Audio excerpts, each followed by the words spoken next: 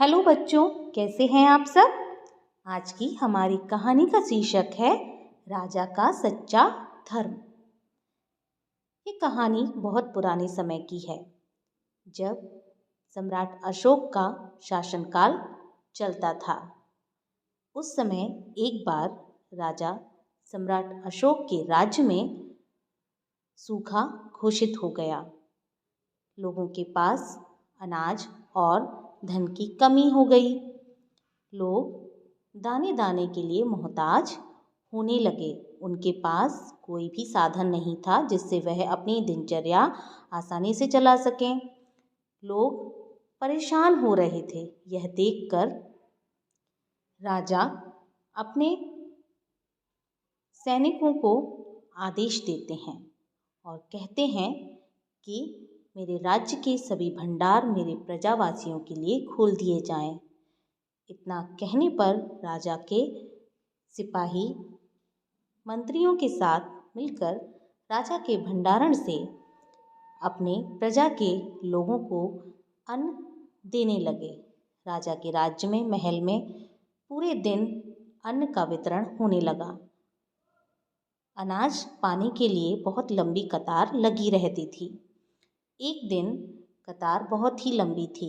उस कतार में एक वृद्ध व्यक्ति भी अनाज लेने के लिए आया था, लेकिन कुछ लोग उसको धक्का देकर बाहर लाइन से हटा देते और वह पीछे पहुंच जाता।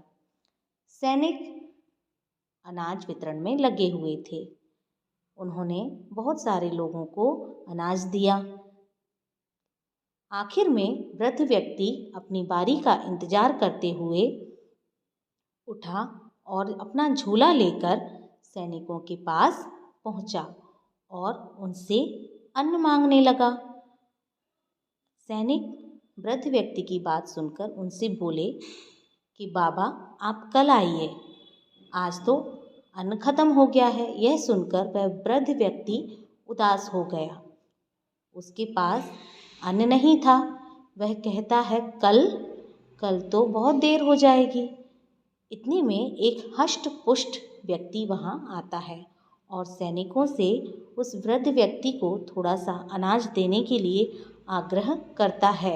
उस व्यक्ति की आवाज़ सुनकर सैनिक चौंक जाता है और तुरंत ही उस वृद्ध व्यक्ति की झोली में अनाज डालने लगता है। वृद्ध व्यक्ति अन्न पाता है और अपनी थैली को, अपनी झोली को बांधकर उसमें गठान लगाता है। झोली भारी होने के कारण वह उसे उठा नहीं पाता। तब वह इस समस्या के लिए इधर उधर देखता है। उसे कोई भी नज़र नहीं आता। तब वह देखता है कि वही व्यक्ति जो उसे अन्न दिलाने आया था, वह उसके पास आ रहा है। तभी वह व्यक्ति उसके पास आता है और उससे कहता है, बाबा, क्या मैं आपकी कोई मदद कर सकता हूँ। इतने में वृद्ध व्यक्ति खुश हो जाता है और उससे अपना बोझा उठवाकर अपने घर ले जाने लगता है। रास्ते में उसे एक सैनिकों की टुकड़ी मिलती है। तब उसमें से एक सैनिक उतरता है और अभिवादन करने लगता है, नमस्कार करने लगता है। यह देखकर वह व्यक्ति उसे चुप रहने के लिए कहता है, लेकिन यह सब कुछ देखकर वृद्ध व्यक्ति समझ जाता है और वह कहता है कि तुम कौन हो। उस व्यक्ति से पूछने लगता है। तब वह व्यक्ति कहता है कि मैं एक युवक हूँ और आप एक वृद्ध व्यक्ति हैं। इससे ज़्यादा आपके लिए जानना क्या ज़रूरी है। तब वह वृद्ध व्यक्ति हाथ जोड़कर कहता है, मैं समझ गया कि आप हमारे अन्नदाता हैं। मुझ पर इतना पाप चढ़ाने का आपने कष्ट क्यों किया। तब सम्राट अशोक कहते हैं कि आपको मेरी सहायता की ज़रूरत थी और प्रजा के लिए सहायता देना राजा का प्रथम धर्म होता है।